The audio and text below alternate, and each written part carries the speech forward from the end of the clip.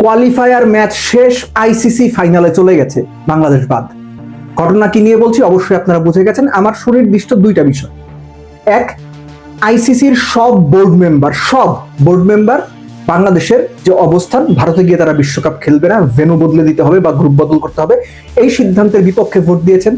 ICC বাংলাদেশকে একদিনের বা 24 ঘন্টার সময় দিয়েছে বাংলাদেশের সিদ্ধান্ত জানানোর জন্য যে তারা বিশ্বকাপে যাবে কি যাবে না, অর্থাৎ ভারতে গিয়ে বিশ্বকাপ খেলবে কি খেলবে না।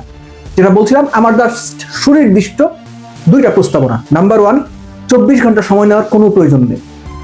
বাংলাদেশ তার স্ট্যান্ডে বা বাংলাদেশ ক্রিকেট বোর্ড তার স্ট্যান্ডে আগে যেখানে ছিল 4 তারিখে 4 জানুয়ারি এখনো একই স্ট্যান্ডে আছে, অর্থাৎ বাংলাদেশ ভারতে গিয়ে বিশ্বকাপ খেলবে না। স্ট্রেইট অ্যাওয়ে বৃহস্পতিবার সকালে ফার্স্ট অফিস আওয়ারে আইসিসি কে মেল করে বলে দেন, থ্যাংক ইউ ভেরি মাচ, আমরা ভারতে গিয়ে বিশ্বকাপ খেলছি না, done and dusted, full stop, আর কোনো কথা নেই এরপরে। সেকেন্ড, আইপিএল বাংলাদেশে দেখানো হবে না মুস্তাফিজকে কেন্দ্র করে, বা মুস্তাফিজকে অন্যায়ভাবে আইপিএল থেকে সরিয়ে দেওয়াকে কেন্দ্র করে, তাই তো?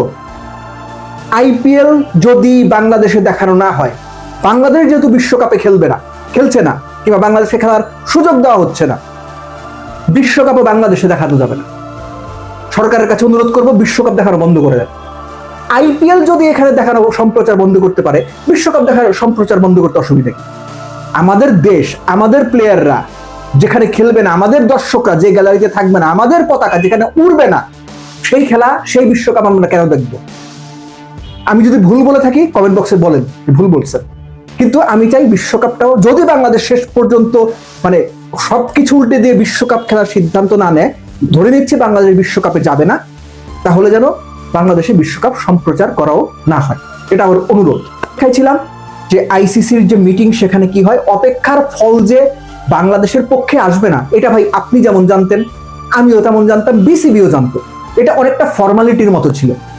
তো অফিসিয়ালি বা ফর্মালি আইসিসি তাদের বোর্ড মিটিং এ, বিসিবিতে যে দেখেন যেমন বোর্ড মিটিং হয়, গাড়ি নিয়ে, দামি দামি গাড়ি নিয়ে বিসিবি পরিচালকরা আসে, গণমাধ্যম কর্মীরা ক্যামেরা নিয়ে গাড়ির পাশে পেছনে যায়, গাড়ির ভিডিও করে, কে কোন গাড়িতে আসছে এই সমস্ত নিউজ করে।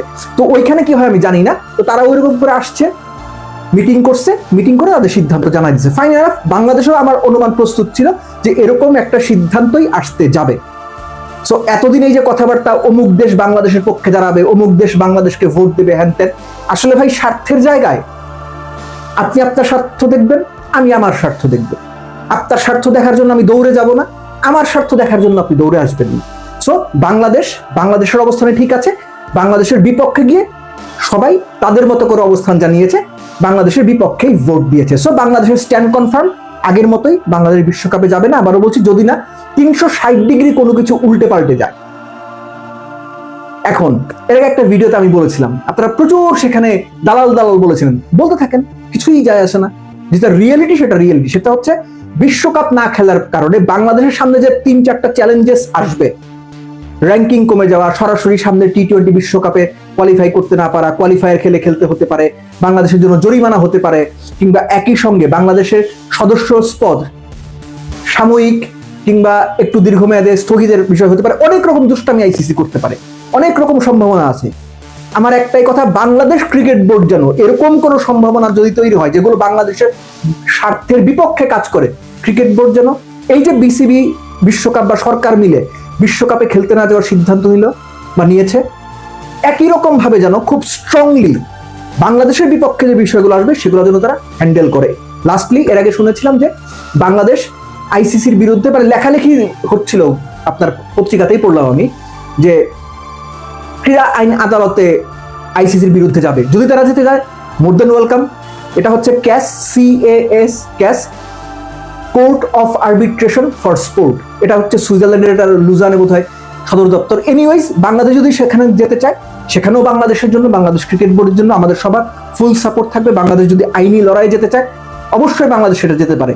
কিন্তু আইসিসির দিক থেকে যদি কঠিন কোনো সিদ্ধান্ত আসে, আবারও বলছি, যেটা বাংলাদেশের স্বার্থের পরিপন্থী, বাংলাদেশের বিপক্ষে কাজ করে, তাহলে সেই ব্যাপারেও যেন বাংলাদেশ ক্রিকেট বোর্ড সর্বোচ্চ শক্ত অবস্থানটা নেয় এবং নিজেদেরকে প্রস্তুত রাখে। এটাই হচ্ছে আমার অনুরোধ।